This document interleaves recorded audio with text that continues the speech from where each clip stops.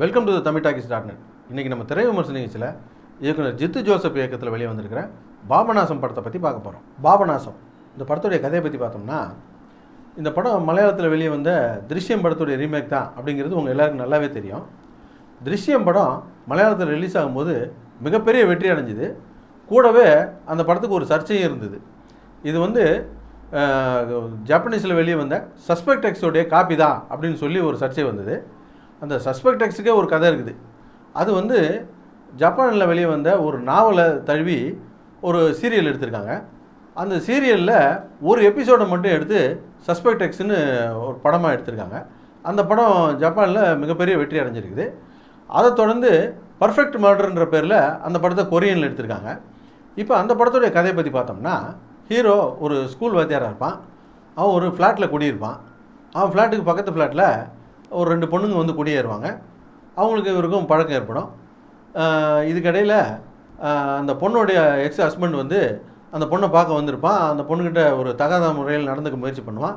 அவங்ககிட்ட தன்னை காப்பாற்றிக்கிறதுக்காக அந்த பொண்ணுங்க சண்டை போடுவாங்க. அந்த சண்டையில் அவன் செத்து போயிடுவான். அவன் இறந்த உடனே இந்த பக்கத்து வீட்டில் நடக்கிற சத்தத்தை கேட்டுட்டு ஹீரோ போயிட்டு, என்ன ஏதாவது உதவி வேணுமா அப்படின்னு கேட்பாப்புல. அதுக்கு இல்லை ஒன்றும் இல்லை அப்படின்னு சொல்லி அவங்க மறைச்சிடுவாங்க. திரும்ப கொஞ்ச நேரம் கழித்து போயிட்டு கதவை தட்டி, அவனை கொண்டுட்டிங்களா அப்படின்னு கேட்பான். ஆமாம் அப்படின்னு சொல்லுவாங்க. அவர் வீட்டுக்குள்ளே வந்துட்டு, எதை பற்றியும் கவலைப்படாதீங்க, இந்த கொலையை நான் மறைச்சிட்றேன், நீங்கள் என் பேச்சை மட்டும் கேட்குறதா இருந்தால் நான் உங்களை காப்பாற்றுறேன் அப்படின்னு சொல்லுவார். அதுக்கப்புறம் அந்த கொலையை மறைக்கிறதுக்கான வேலைகளை செய்வார்.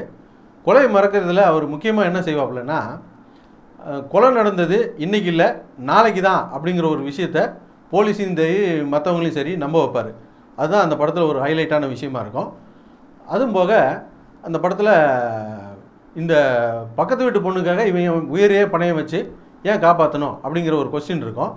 அதுக்கு ஒரு பெரிய கதை இருக்கும் அப்படின்னு நம்மளாம் நம்பிக்கிட்டு உட்காந்துருந்தோம்னா, ஒரு 2 ஃப்ளாஷ்கட்டில் அந்த ஒரு ஃப்ளாஷ்பேக் சொல்லிட்டு போயிடுவாங்க. அதெல்லாம் அந்த படத்தில் ஒரு ஸ்பெஷலான விஷயமா இருக்கும். இந்த கொலையை கண்டுபிடிக்க ஒரு போலீஸ் அதிகாரி நியமிச்சிருப்பாங்க. அந்த போலீஸ் அதிகாரி யாருன்னா, ஹீரோவுடைய ஸ்கூல்மேட்டு தான். இந்த போலீஸ் அதிகாரி இந்த கொலையை கண்டுபிடிச்சாரா அல்லது ஹீரோ இந்த 2 பொண்ணுங்களையும் காப்பாற்றினாரா அப்படிங்கிறது இந்த படத்துடைய கதை. இந்த படத்துடைய மூலக்கதையான அந்த நாவலை தழுவி எடுக்கப்பட்ட சீரியலுடைய கதைப்படி பார்த்தா, கொலை செஞ்சவனை கண்டுபிடிச்சவன் தான் ஹீரோ. ஆனால் அதை தழுவி எடுக்கப்பட்ட சினிமாவை பார்த்தீங்கன்னா, கொலையை மறைச்சவன் தான் ஹீரோ. இந்த படங்கள்லாம் காப்பி அடித்து தான் திருஷ்யத்தை எடுத்ததாக சொன்னாங்க. ஆனால் இந்த படங்கள்லாம் காப்பி அடித்து திருஷ்யம் எடுக்கலை. இந்த படத்தை இன்ஸ்பிரேஷனை வச்சுக்கிட்டு திருஷ்யம் எடுத்தாங்கன்னு வேணால் சொல்லலாம். இந்த திருஷ்யத்தை தமிழில் எடுக்க போகிறதா சொன்னாங்க. நமக்கெல்லாம் ஒரே சந்தோஷமாக இருந்தது. அந்த படத்தில் ஹீரோவாக கமல் தான் நடிக்க போகிறாருன்னு சொன்னாங்க. கேட்கவே பகீர்னு இருந்தது.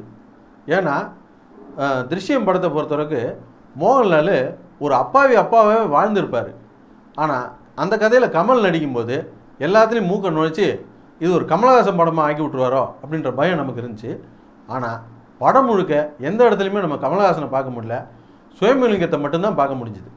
அதே போல் மீனா கேரக்டரில் கௌதமி நடிக்க போகிறதா சொன்னாங்க. மீனா கேரக்டருக்கு கௌதமி பொருத்தமாக இருப்பாங்களா அப்படின்ற குழப்பம்லாம் இருந்துச்சு.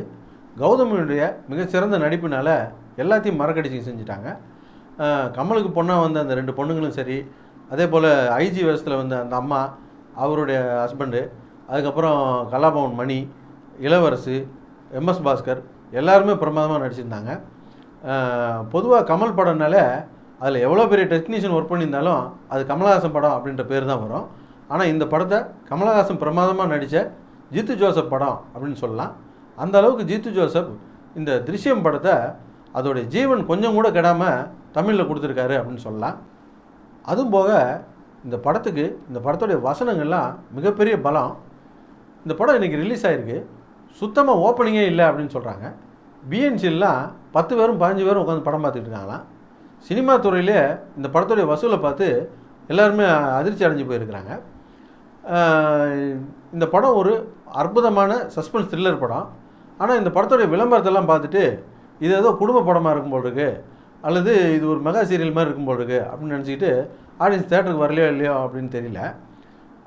அதே போல் இதுக்கு முன்னே வெளியே வந்த உத்தமவேலன் கூட ஒரு சாரார் மக்களுக்கு சுத்தமாகவே பிடிக்கல. அதுவும் கூட ஒரு காரணமாக இருக்குமா அப்படின்னு கூட தெரியல. ஆனால் சினிமா துறையில் ஒரு நம்பிக்கை இருக்குது. ஒரு நல்ல கதை, அதுக்கேற்ற திரைக்கதை, அதுக்கேற்ற நடிகர்கள் தேர்வு, அதுவும் போக படத்தை படமாக்கின விதம், இது எல்லாம் சரியாக இருந்தால் நிச்சயமாக ஒரு படம் ஓடியே தீரணும் அப்படின்னு ஒரு நம்பிக்கை இருக்குது. அந்த வகையில் இந்த படம் படம் பார்த்தவங்க எல்லாருக்குமே பிடிச்சிருக்கு. அது இவங்கெல்லாம் சொல்லும்போது வேர்ட் ஆஃப் மவுத்தில் இந்த படம் பிக்கப் ஆகும் அப்படின்னு எல்லாருமே நம்புகிறோம். அதே போல் இந்த படமெல்லாம் ஓடாமல் போச்சு அப்படின்னா இப்போ ஒரு முறை இருக்குது, செட்டப் பண்ணி படம் எடுக்கிறது. அதாவது ஒரு நம்பர் 1 ஹீரோ, ஒரு நம்பர் 1 டைரக்டரு, ஒரு நம்பர் 1 ஹீரோயின், ஒரு நம்பர் 1 கேமராமேன், மியூசிக் டைரக்டர், இந்த மாதிரி எல்லாரையும் போட்டுக்கிட்டு ஒரு படத்தை எடுத்து விடுறது. அது ரிலீஸ் ஆகி ஒரு 3 நாள் நல்லாவே போகும், 4வது நாள் கிழிஞ்சிரும். அப்புறம் நல்லா இருந்தால் 4வது நாள் நல்லா ஓடும். பார்த்தியா நாங்கள் எப்படி சாதிச்சிட்டோம் பார்த்தியா அப்படின்னு அவங்களாம் சொல்லிட்டு தெரிவாங்க. அந்த மாதிரி படங்கள்லாம் நிறையா வர வாய்ப்பு இருக்குது.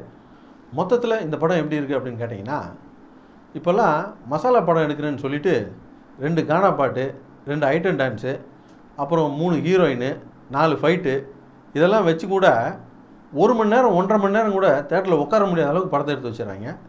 இந்த அதரப்பழசான விஷயம் எதுவுமே இல்லாத இந்த படத்தை போய் பாருங்கள், 3 மணி நேரம் சீட்டு நுனியில் உங்களை உட்கார வச்சு அனுப்பிவிடுவாங்க. அதுக்காகவே இந்த படத்தை குடும்பத்தோடு போய் தேட்டரில் பாருங்கள். எங்களுடைய நிகழ்ச்சிகள் உங்களுக்கு பிடித்திருந்தால் உடனுக்குடன் கண்டு மகிழ கீழே உள்ள சப்ஸ்கிரைப் பட்டனை அழுத்தவும். எங்களுடைய நிகழ்ச்சிகள் உங்களுக்கு மிகவும் பிடித்திருந்தால் உங்களுடைய நண்பர்களுக்கு ஷேர் செய்யவும். நன்றி, வணக்கம்.